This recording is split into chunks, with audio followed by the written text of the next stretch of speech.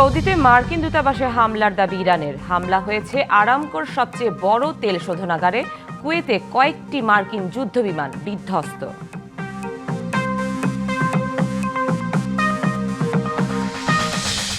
ইরানের মৃত্যু ছাড়ালো 550। দেশটি যেন কোনো দিন পারমাণবিক অস্ত্র বানাতে না পারে নিশ্চিত করতে চান ট্রাম্প।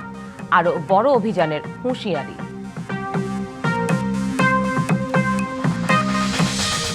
আমিরাতের পর এবার বাহরাইনে আরেক বাংলাদেশি নিহত।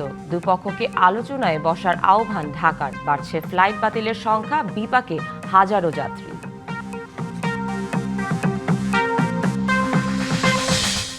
হরমুজ প্রণালী বন্ধ করে দিয়েছে ইরান। বিপাকে বাংলাদেশের ব্যবসায়ীরা। মধ্যপ্রাচ্যে সংঘাতের বড় ধাক্কা লেগেছে বাংলাদেশের শ্রমবাজারে।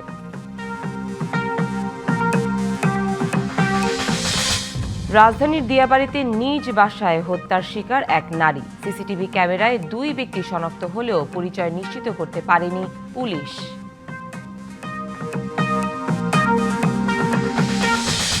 নৈশব্দের গভীরে হারিয়ে যাচ্ছে অসংখ্য মানুষ। শব্দদূষণের কারণে বিশ্বে প্রতি বছর 40 কোটি মানুষ হারাচ্ছে শ্রবণ শক্তি। সৌদি আরবের রাজধানী রিয়াদে যুক্তরাষ্ট্রের দূতাবাসে ড্রোন হামলা চালিয়েছে ইরান। সৌদি প্রতিরক্ষা মন্ত্রণালয় জানিয়েছে মঙ্গলবার ভোরে দূতাবাসটিতে 2টি ড্রোন আঘাত হানে। এর আগে বার্তা সংস্থা রয়টার্স জানায় শক্তিশালী বিস্ফোরণের পর মার্কিন দূতাবাসে আগুন লেগে যায়। বার্তা সংস্থা এএফপিকে প্রত্যক্ষদর্শীরা জানায় তারা বিকট শব্দ শুনতে পান। এর কিছুক্ষণ পর হামলার বিষয়ে জানায় সৌদির প্রতিরক্ষা মন্ত্রণালয়। এদিকে কাতার, সংযুক্ত আরব আমিরাতের পর কুয়েতে মিসাইল ও ড্রোন ছুড়েছে ইরান।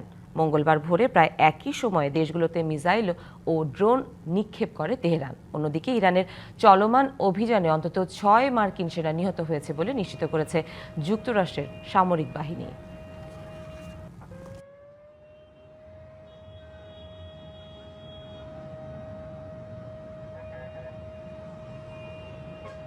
ইসরায়েল মার্কিন আগ্রাসনের জেরে হরমুজ প্রণালী বন্ধ করে দিয়েছে ইরান। আর তাতেই বিপাকে পড়েছেন বাংলাদেশের ব্যবসায়ীরা। গুরুত্বপূর্ণ এ নৌপথ দিয়ে আসছে না জ্বালানি। কাতার, ওমান সহ মধ্যপ্রাচ্যের কয়েকটি দেশে এখন পাঠানো যাচ্ছে না রপ্তানি পণ্য। উড়োজাহাজও চলাচল বন্ধ থাকায় এসব দেশের সঙ্গে বাণিজ্য বন্ধ বাংলাদেশের। আর তাতেই লোকসানে পড়ার ঝুঁকিতে ব্যবসায়ীরা। বিশ্বের মোট জ্বালানি তেলের 20% পরিবহন হয় হরমুজ প্রণালী দিয়ে। মার্কিন আগ্রাসনের প্রতিবাদে ইরান বিশ্বের অন্যতম এ বাণিজ্যিক পথ বন্ধ করে দেয়ায় চিন্তার ভাঁজ পড়েছে বাংলাদেশের ব্যবসায়ীদেরও। তাদের শঙ্কা, সংকট দীর্ঘস্থায়ী হলে দেশে জ্বালানি তেলের তীব্র সংকট দেখা দিতে পারে। এই রুট বন্ধ হয়ে যাওয়ার কারণে কোনো জাহাজ এই রুট দিয়ে নেভিগেট করতে পারছে না, এবং যেটার ফলস্বরূপ আন্তর্জাতিক ব্যবসা বাণিজ্যে একটা বড় ধরনের আমরা প্রভাব দেখতে পাবো, এবং তেল রপ্তানি এবং এলএনজি রপ্তানির ক্ষেত্রে একটা বড় ধরনের নেগেটিভ ইম্প্যাক্ট পড়বে। হরমুজ প্রণালী বন্ধ হওয়ায় শুধু আমদানি নয়, মুখ থুবড়ে পড়েছে মধ্যপ্রাচ্যের কয়েকটি দেশে বাংলাদেশের রপ্তানিও। শিপিং এজেন্টরা বলছেন বিকল্প পথে পণ্য পাঠাতে সময় ও অর্থ দুটোই বাড়বে। আমাদের একটি বিশাল শ্রমবাজার কিন্তু এই মিডল ইস্ট কেন্দ্রিক। সেখানে কিন্তু আমাদের দেশ থেকে প্রচুর পরিমাণে কিন্তু বিভিন্ন ধরনের আপনার রপ্তানি পণ্য সহ খাদ্যপণ্য কিন্তু ওই দেশে আমাদের দেশ থেকে কিন্তু রপ্তানি হয়ে থাকে।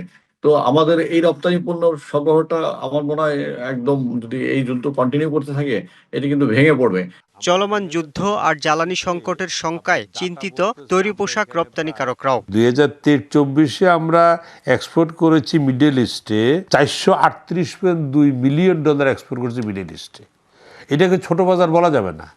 আর 2024 করছি 418.3। এখন এই মার্কেটটা আমরা হারাতে পড়ছি এই যুদ্ধের কারণে। মিডল ইস্ট থেকে আমাদের যে এলপিজিগুলি আসে, এই এলপিজিগুলি আবার ন্যাশনাল গ্রিড লাইনে ফিড দিয়ে আমাদেরকে দেয়া হয়। এটা যে আমরা ঝামেলার মধ্যে পড়বে, ইন্ডাস্ট্রিগুলির চাপে পড়বে, কস্টে কোথায় গিয়ে দাঁড়াবে আগামী 3-4 দিন পরে, এটা আমরা কেউ জানি না। দেশের অর্থনীতির স্বার্থে সরকারকে দ্রুত জ্বালানির বিকল্প উৎস খুঁজে বের করার তাগিদও দিচ্ছেন ব্যবসায়ীরা। পরিস্থিতি যখন ঠান্ডা হবে তখন সিচুয়েশনটা হয়তো অন্যরকম হবে। আমরা ভালো দিনের অপেক্ষায় থাকবো। Yusuf Rana, DBC News, Dhaka. মধ্যপ্রাচ্যের সংঘাতের বড় ধাক্কা লেগেছে বাংলাদেশের শ্রম বাজারে। চরম অনিশ্চয়তায় দিন কাটছে ছুটিতে আসা প্রবাসীদের। এদের অনেকের ভিসার মেয়াদ প্রায় শেষ। কবে নাগাদ কর্মস্থলে ফিরতে পারবেন তা বলতে পারছেন না কেউ। অভিবাসন বিশেষজ্ঞরা বলছেন, যুদ্ধ দীর্ঘস্থায়ী হলে ক্ষতিগ্রস্ত হবে দেশের শ্রম বাজার। তবে আতঙ্কিত না হয়ে পুরো পরিস্থিতি পর্যবেক্ষণ এবং সতর্কতার পরামর্শ তাদের। ইরানের যুক্তরাষ্ট্র ইসরায়েলের হামলার জবাবে মধ্যপ্রাচ্য মার্কিন ঘাঁটিগুলোতে পাল্টা হামলা চালাচ্ছে ইরান। আসছে হতাহতের খবর। সংঘাতের কারণে আকাশসীমা বন্ধ করে দেয় সংযুক্ত আরব আমিরাত, বাহরাইন, কুয়েত, কাতার, ইরাক সহ অনেক দেশ। স্থগিত করা হয় বাংলাদেশ থেকে মধ্যপ্রাচ্যগামী একের পর এক ফ্লাইট। এতে দেশে ফিরে বিপাকে অনেক প্রবাসী। ছুটিতে আসা বাংলাদেশি কর্মীরা কবে কর্মস্থলে যেতে পারবেন তা নিয়ে দেখা দিয়েছে অনিশ্চয়তা। আবার কারুর ভিসার মেয়াদও শেষ হওয়ার পথে। ঢাকার হযরত শাহজালাল আন্তর্জাতিক বিমানবন্দরে এমন চিত্রে বলে দিচ্ছে কতটা হয়রানি আর ভোগান্তিতে তারা। এদিকে ভিসার মেয়াদ আসছে মার্চের 3 তারিখ পর্যন্ত, কোম্পানি মেয়াদ বাড়াচ্ছে না। এরপর আমরা গতকাল ইউএস বাংলাতে টিকিট কাটছি, আবার নিজের অর্থায়নে, আমাদের নিজস্ব অর্থায়নে আবার টিকিট কাটা হয়েছে। এখন আজকে 4:20 ফ্লাইট, এখন দেখার অপেক্ষা। আমার ফ্লাইট ছিল 1 তারিখে রাত 1টায়, কিন্তু যুদ্ধের কারণে সমস্যার কারণে বন্ধ হয়ে গেছিল। তবে আশাবাদী আজকে হবে আর কি। জনশক্তি রপ্তানিকারক প্রতিষ্ঠানগুলোর সংগঠন বাইরা নেতারা বলছেন, যুদ্ধ দীর্ঘমেয়াদী হলে ক্ষতিগ্রস্ত হবে বাংলাদেশের অভিবাসন খাত। আমাদের এই যুদ্ধ অবস্থা যদি দীর্ঘদিন থাকে তাহলে কিন্তু শ্রমবাজারে একটা দারুণ প্রভাব হবে এবং এটা বিরূপ প্রতিক্রিয়া তৈরি হবে। এর পাশাপাশি যেসব কর্মীরা বিদেশ থেকে ছুটিতে আসছেন তাদের ইতিমধ্যে অনেক ফ্লাইট বাতিল হয়ে গেছে, তাদের কিন্তু ভিসার মেয়াদ চলে যেতে পারে। সিঙ্গাপুর, মালয়েশিয়া, থাইল্যান্ড সহ জাপান, কোরিয়াতে এইসব দেশগুলোতে আমাদের শ্রমবাজারের নতুন কিছু চিন্তা করতে হবে। এই অবস্থায় পুরোপুরি পরিস্থিতি পর্যবেক্ষণ করে এগোনোর পরামর্শ অভিবাসন বিশেষজ্ঞদের। এই প্রবাসীরা বাইরে রয়েছেন তাদেরকেও কিন্তু যথাযথ বার্তা দেওয়া, পররাষ্ট্র মন্ত্রণালয়, আমাদের প্রবাসী কল্যাণ মন্ত্রণালয়, আমাদের দূতাবাস, এই মুহূর্তে আমি মনে করি যে আমাদের আসলে উচিত সতর্ক নজর রাখা, যে কর্মীরা যেতে পারছে না তাদেরকে আসলে যথাযথ বার্তা দেওয়া, যাদের ভিসা মেয়াদ শেষ হয়ে গেলে সেই কারণে আমাদের সৌদি আরবের সাথে যোগাযোগ করা। আমি মনে করি তাৎক্ষণিক পরিস্থিতি সামলানোটা আসলে এই মুহূর্তে জরুরি। এরই মধ্যে মধ্যপ্রাচ্য প্রবাসীদের ভিসার জটিলতা নিরসনে কাজ করছে সরকার। ভিসা সংক্রান্ত বিষয়ে আমাদের একটা সেল গঠন করা হয়েছে। তথ্য ইনফরমেশন পাওয়ার পরপর যাদের ভিসার মেয়াদ শেষ হয়ে যাচ্ছে বা 1 দিন বা 2 দিন ছিল আছে, পরবর্তীতে তাদের এই ব্যবস্থা নেওয়ার জন্য আমাদের পক্ষ থেকে সব ধরনের সংশ্লিষ্ট এমবাসির সঙ্গে যোগাযোগ করে প্রয়োজনীয় ব্যবস্থা নেওয়া হয়। আশা করি এটা আমরা ওভারকাম করতে পারি। পরিস্থিতি মোকাবিলায় দূতাবাস সহ সংশ্লিষ্ট বিভাগগুলোকে আরও তৎপর হওয়ার আহ্বান প্রবাসী বাংলাদেশিদের। বাংলাদেশ সবচেয়ে বেশি জনশক্তি রপ্তানি করে থাকে মধ্যপ্রাচ্যের দেশগুলোতে। ইরান আর ইসরায়েলের যুদ্ধে অনেকেই তাদের নিজ গন্তব্যে যেতে পারছে না।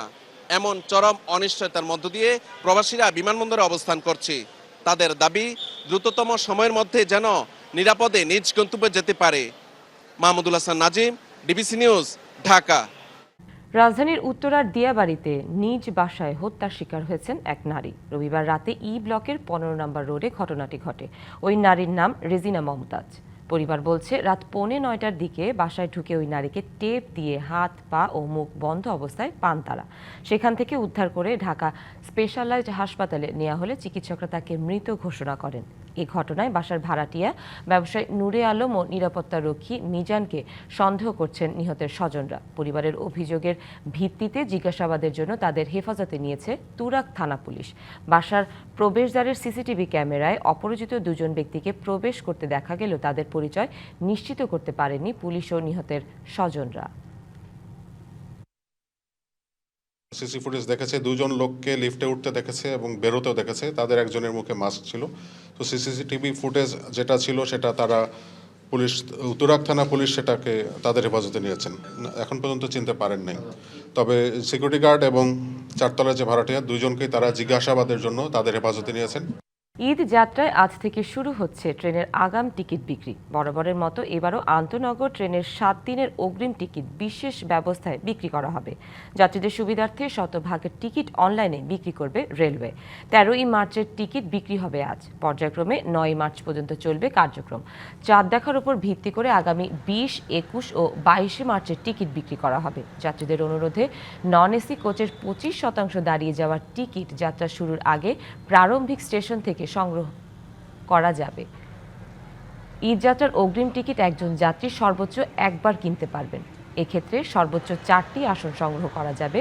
কোনো টিকিট রিফান্ড করা হবে না। শব্দে ভরা পৃথিবীতে নৈশব্দের গভীরে হারিয়ে যাচ্ছে অসংখ্য মানুষ। বিশ্ব স্বাস্থ্য সংস্থা বলছে, শব্দ দূষণের কারণে বিশ্বে প্রতি বছর 40 কোটি মানুষ শ্রবণ শক্তি হারাচ্ছে। চিকিৎসকরা বলছেন, কানের সঠিক যত্ন ও পরিচ্ছন্নতা উচ্চ শব্দ পরিহার রোধ করতে পারে কানের ক্ষতি। এমন পরিস্থিতিতে আজ পালিত হচ্ছে বিশ্ব শ্রবণ দিবস। কান শরীরের গুরুত্বপূর্ণ অঙ্গ। শোনা এবং ভারসাম্য রক্ষা ছাড়াও সৌন্দর্য বর্ধনে কানের ভূমিকা রয়েছে। সঠিক কোনো পরিসংখ্যান না থাকলেও দেশে 1/3 মানুষ বিভিন্ন কারণে শ্রবণহীনতায় ভুগছে। চিকিৎসকরা বলছেন, বাংলাদেশে শ্রবণ সমস্যায় আক্রান্ত হবার অন্যতম কারণ শব্দ দূষণ। জাতীয় নাক কান গলা ইনস্টিটিউটের প্রতিবেদন বলছে, রাস্তায় কর্তব্যরত ট্রাফিক পুলিশেরা সবচেয়ে বেশি ভুগছেন শ্রবণ যন্ত্রের সমস্যায়। আমি আমার বাম কানটা একটু সমস্যা আছে, মাঝে মাঝে ব্যথা করে, কথা ভালো শুনতে পারি না, তারপর মেজাজ অনেক খিটখিটে হয়ে যায়। মানে আমরা কথা বলতে গেলে দেখা গেছে যে সে আসতে বলতেছে, আমরা দূরে বলতে দূরে ভালো লাগতেছে। আসলে এই শব্দের একটা কারণে এটা। চিকিৎসকরা জানান, শব্দ দূষণে সবচেয়ে বেশি ক্ষতিগ্রস্ত হচ্ছে শিশুরা। আউটার হেয়ার সেল ড্যামেজের কারণে আমরা এই নিকটবর্তী শব্দ এবং দূরবর্তী শব্দ যেগুলো আমরা শোনার কথা সেগুলো সহজে শুনতে পাই না। আমরা সেই মান্দাতা আমলের ট্রাফিকিং ব্যবস্থায় আছি। এই যে হর্ন বাজানোটা যে একটা ক্ষতিকর, অনেকে জানেও না, এই অ্যাওয়ারনেসটাই আমরা ওদেরকে দিতে পারি না। মানুষকে কানের যত্ন নিতে উৎসাহিত করার পাশাপাশি শব্দ দূষণ রোধে বেশ কিছু পরিকল্পনা বাস্তবায়ন জরুরি বলে মনে করেন চিকিৎসকরা। আমাদের স্কুলগুলো আছে, হসপিটাল জোনগুলোকে আমরা বলি যে নীরব জোন হিসাবে ডিক্লেয়ার করেন। ব্যাটারি চালিত যে ইয়েগুলা চলে রাস্তাঘাটে, চলতে ফিরতে প্রয়োজন ছাড়াই অহেতুক দেখা যায় এদের হর্ন বাজায়, এবং এই হর্নগুলো কিন্তু হাইড্রোলিক হর্নের চেয়ে কোনো অংশে কম না। এগুলোকে যদি সরকার একটু নজর দিত। সর্বজনীন স্বাস্থ্য সুবিধা নিশ্চিতে প্রত্যেক দেশকে আরও সচেতন এবং কার্যকর ভূমিকা পালনের আহ্বান জানিয়েছে বিশ্ব স্বাস্থ্য সংস্থা। শব্দ দূষণ কেবল মানুষের শ্রবণ শক্তি হ্রাস করছে না, মানুষের হৃদযন্ত্রের উপরও বড় প্রভাব ফেলছে। তাই শব্দ দূষণ নিয়ন্ত্রণে কঠোর পদক্ষেপ নিতে সরকারের প্রতি আহ্বান জানিয়েছেন বিশেষজ্ঞরা। Tahsina Jesi, DBC News, Dhaka. লক্ষ্মীপুরের রামগঞ্জ উপজেলার সেচ খালে পানির তীব্র সংকটে চলতি মৌসুমের বোরো ধান চাষে দেখা দিয়েছে অনিশ্চয়তা। পানির অভাবে কোথাও ধানের চারা লাল হয়ে পুড়ে যাচ্ছে, আবার কোথাও জমিতে দেখা দিয়েছে ফাটল। এতে আর্থিক ক্ষতির মুখে কৃষক। খালে অবৈধ স্থাপনা, কালভার্ট ও অপসারণ না করা বাঁধের কারণে পানি প্রবাহ বাধাগ্রস্ত হচ্ছে। দ্রুত ব্যবস্থা নেওয়া হচ্ছে বলছে কর্তৃপক্ষ। চলতি মৌসুমে লক্ষ্মীপুরের রামগঞ্জ উপজেলায় ৯,৩১০ হেক্টর জমিতে বোরো চাষের লক্ষ্যমাত্রা নির্ধারণ করা হয়। তবে পানির অভাবে অন্তত ১২৫ হেক্টর জমিতে আবাদ সম্ভব হয়নি। আবাদ হওয়া জমিতে তীব্র পানি সংকট চলছে। দ্রুত খাল পুনর্খনন ও বিকল্প সেচ ব্যবস্থা নিশ্চিত না করলে চলতি মৌসুমে ব্যাপক ক্ষতির শঙ্কা রয়েছে। কৃষি নির্ভর এই অঞ্চলে দ্রুত সেচ সমস্যার সমাধান না হলে নেতিবাচক প্রভাব পড়বে স্থানীয় অর্থনীতিতে। বর্তমানে এই সিআইপি ভুক্ত খালগুলোতে কোনো পানি না থাকায় রোপণকৃত চারাগুলো কিন্তু নষ্ট হয়ে যাচ্ছে। আমি এক কানে 20% ধান লাগাইছি, শুকায় ফাটে গেছে। কৃষক বলছেন, খালের শুরুতে কিছু পানি থাকলেও বর্তমানে একেবারেই নেই, ফলে রোপণ করা চারা টিকিয়ে রাখা কঠিন হয়ে পড়েছে। এছাড়া কিছু জমি প্রস্তুত করেও সেচের অভাবে রোপণ করা যাচ্ছে না বীজ। আমাদের খাল খনন নাই, পানির খুবই সংকট, আমরা কৃষকরা খুবই সমস্যায় আছি। আমরা যে কোনো অবস্থা হোক, আমার পানি তাড়াতাড়ি ব্যবস্থা করেন, নাহলে আমার কৃষকের অবস্থা খুবই খারাপ হইবে। চাঁদপুর সেচ প্রকল্প এর আওতায় লক্ষ্মীপুরের রামগঞ্জ ও রায়পুরে প্রায় 400 কিলোমিটার খালে সেচ সুবিধা দেয়া হলেও 1978 সালে স্থাপিত বাগাতি পাম্প হাউজের পাম্পগুলোর কার্যক্ষমতা কমে বর্তমানে প্রায় 30% নেমে এসেছে। পাম্পগুলোর যান্ত্রিক ক্ষমতা, এফিসিয়েন্সি বর্তমানে 30% নেমে আসে। এর সাথে যোগ হয়েছে পানির অপ্রাপ্ততা, নদীতে পানি অনেক নিচে, লেভেল নিচে থাকে, এই জন্য পানিটা কম পাচ্ছে। চাঁদপুরের উপর নির্ভরশীল না হয়ে আমাদের যে রায়পুরের মেঘনা নদীর পানিটাকে যদি আমরা আপলিফটিং করে আমাদের পুরা লক্ষ্মীপুর জেলায় একটা সেচ প্রকল্প নিতে পারি, তাহলে কিন্তু আমাদের এই সেচের সমস্যাটা থাকবে না। সেচ সমস্যার স্থায়ী সমাধানে বিকল্প উৎস কৃষি নির্ভর এই অঞ্চলে এখন সময়ের দাবি। DBC news desk. দস্যু আতঙ্কে বরগুনার জেলেরা। অন্তত 5টি বাহিনীর দাপট চলছে সুন্দরবন ও বঙ্গোপসাগর উপকূলে। গত 6 মাসে তাদের হাতে অপহরণের শিকার বরগুনার অন্তত 20 জেলে। কয়েকজন মুক্তিপণ দিয়ে ফেরত এলেও বন্দী অবস্থায় আছেন কয়েকজন। ভয়ে অপহরণ হওয়া জেলেদের পরিবারের থানায় যেতেও আপত্তি, এমনকি সংবাদ মাধ্যমের সাথে কথা বলতে রাজি নন তারা। বরগুনার পাথরঘাটা উপজেলার পদ্মা গ্রামের জেলে সিদ্দিক মিয়া গত মাসের 8 তারিখ সুন্দরবনের কটকায় মাছ শিকারে গিয়ে নিখোঁজ হন। কয়েকদিন পর সুন্দরবনের জাহাঙ্গীর বাহিনীর ফোন আসে পরিবারের কাছে। পরে 1 লাখ টাকা দিলে মেলে মুক্তি। গেল সপ্তাহে বঙ্গোপসাগরের মেহেরালী এলাকায় দস্যু হামলার শিকার হয় একটি ট্রলার। গুলিবিদ্ধ হন 2 জেলে। বলেশ্বর নদীর সুন্দরবন অংশ ও বঙ্গোপসাগরে যাওয়া জেলেদের সাথে এমন ঘটনা এখন নিত্যদিনের। দস্যুমুক্ত সুন্দরবন ফের দস্যুতা ফেরায় আতঙ্কিত স্থানীয় মৎস্যজীবীরা। আমার এই যে বোটগুলো 80 থেকে 70 থেকে 80 বোট আছে, সম্পূর্ণ বোটে জলদস্যুর কারণে সাগরে যাইতে আছে না। বাজার টাজার করা, বরফ টপ ভরা সবকিছু, তাইতে ডরে বাইতে পারি না, গুলি দেয়, আমরা আর না খাই মরতে আছি। এই অবস্থায় মাছ শিকারে বন্ধ রেখেছেন অনেক জেলে। উপকূল দস্যুমুক্ত রাখার দাবিতে হয়েছে মানববন্ধন ও বিক্ষোভ। আবার এই পশ্চিম কুলে মানে বয়ার দ্বারে মেয়ারহালি, আলোরকোল, এরপর ওই মান্দার বিড়িয়া, কেতুয়া, এই অঞ্চলে অনেক ডাইত নামছে, প্রায় 5 দফা। কোনো নিরাপদ নাই, জলদস্যুর পিণ্ডে জাল আমরা পারতেছি না। আমার একবার সেদিন দেখলাম যে মহিপুরে যাইয়া চোখটা কালো হয়ে গেছে, আর এক ভাই আমার পিঠে একটা গুলি লাগছে। এই সরকারের আমলে যেটা দাবি করি যে এই সুন্দরবনে কোনো জলদস্যু থাকবে না। দ্রুতই বিভিন্ন বাহিনীর সমন্বয়ে দস্যুদের বিরুদ্ধে অভিযান চালানোর কথা জানান বরগুনার পুলিশ সুপার। আইন শৃঙ্খলা বাহিনীর যে অন্যান্য সংগঠন আছে, র্যাব, নৌ পুলিশ, কোস্টগার্ড, জেলা পুলিশের উদ্যোগে আমরা সমন্বয় মিটিং করব। যে সমস্ত ডাকাত এবং জলদস্যুরা মাছ শিকারীদের বা জেলেদের ক্ষতিগ্রস্ত করছে, সেই জন্য আমরা যৌথ অভিযান পরিচালনা করার উদ্যোগ গ্রহণ করব। জেলেদের নিরাপত্তায় সরকার দ্রুত ব্যবস্থা নেবে এমন প্রত্যাশা সবার। DVC news desk. শরীয়তপুরের আঙ্গারিয়ায় কীর্তিনাশা নদীর ভেঙে ফেলা সেতুর পিলার এখন মরণ ফাঁদ। পানির নিচে থাকা অদৃশ্য এই পিলারে ধাক্কা লেগে প্রায় ডুবছে নৌযান। গত 8 বছরে এমন দুর্ঘটনা শতাধিক। কোটি টাকার ক্ষতি হলেও সমস্যা সমাধানে নেই প্রশাসনের কোনো উদ্যোগ। গেল সপ্তাহে খুলনার দাকব থেকে ধান নিয়ে নারায়ণগঞ্জের মদনপুর যাচ্ছিল মা বাবার দোয়া নামে একটি মালবাহী নৌযান। কীর্তিনাশা নদীর আঙ্গারিয়া ব্রিজের নিচে পৌঁছালে তলদেশে থাকা পুরনো পিলারের ধাক্কায় ফেটে যায় এর তলদেশ। মুহূর্তে কোটি টাকার পণ্য নিয়ে ডুবে যায় পানিতে।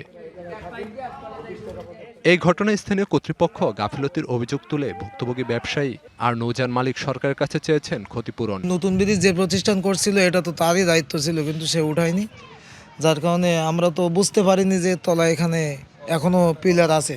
যে মালটা আছে ওই মালটা 50 লাখ টাকার ঊর্ধ্বে দাম আছে, এবং এই যে বডিটা, এই বডির মালিকের 10 লাখের ঊর্ধ্বে খরচ হয়ে যাবে। গত 8 বছরে এই স্থানে এমন ঘটনা ঘটেছে শতাধিকবার। কোনো নৌযান ডুবেছে, আবার কোনোটি ব্যাপক ক্ষতিগ্রস্ত। প্রায় 8 বছর আগে ব্রিজটি ভাঙা হলেও পানির নিচে থাকা পিলার ঠিকঠাকভাবে অপসারণ না করায় ঘটছে এমন দুর্ঘটনা। এজন্য প্রশাসনের অবহেলাকে দুষছেন স্থানীয়রা। একটা ব্রিজ ছিল, সেই ব্রিজের একটা পিলার চায়নারা কাটে নেই। এমন কোনো বছর নাই যে 20টা 30টা এই যে বড় বড় জাহাজ, বোট, হাজার হাজার কোটি টাকার মাল এখানে দুর্ঘটনা হইয়া নষ্ট হয়ে যাচ্ছে। সরকারিভাবে লোক দিয়ে এরিয়া ওই বিমটা উড়াইতে পারতো, আর এই দুর্ঘটনা ঘটতো না। তবে জেলা প্রশাসক জানান পিলারটি অপসারণে সড়ক বিভাগকে নির্দেশনা দেওয়া হয়েছে। রোডস অ্যান্ড হাইওয়েজের যে এক্সিয়েন, ওনাকে আমরা দায়িত্ব দিয়েছি এরিয়াতে অপসারণ করে ফেলে, কারণ আমরা দেখেছি বিগত সময়ে বেশ কয়েকটা দুর্ঘটনা ঘটেছে এখানে, শুধুমাত্র এই ধ্বংসাবশেষ থাকার কারণে। শুধু আশ্বাস নয়, দ্রুত পিলারটি অপসারণে কার্যকর পদক্ষেপ নেবে কর্তৃপক্ষ, এমন প্রত্যাশা স্থানীয়দের। DBC news desk. বছরের পর বছর ধরে জামালপুরের লাউ চাপড়ার নৈসর্গিক সৌন্দর্য ভ্রমণ পিপাসুদের কাছে বেশ জনপ্রিয়। প্রতি বছরই নগর জীবনের কোলাহল থেকে দূরে প্রকৃতির টানে এখানে ছুটে আসেন লাখো পর্যটক। তবে রক্ষণাবেক্ষণ আর উন্নয়নের অভাবে দিন দিন আকর্ষণ হারাচ্ছে পর্যটন কেন্দ্রটি। এ যেন প্রকৃতির এক নিভৃত রাজ্য। গারো পাহাড়ের কোলে বেড়ে ওঠা ঘন সবুজের সমারোহ। পাহাড় টিলার ফাঁকে ফাঁকে ছোট বড় ঝর্ণাধারা, আদিবাসীদের পাহাড়ি গুচ্ছ গ্রাম, সব মিলিয়ে প্রকৃতির এক অনন্য রূপ। এটি জামালপুরের বকশীগঞ্জ উপজেলার লাউচাপড়া বিনোদন কেন্দ্র।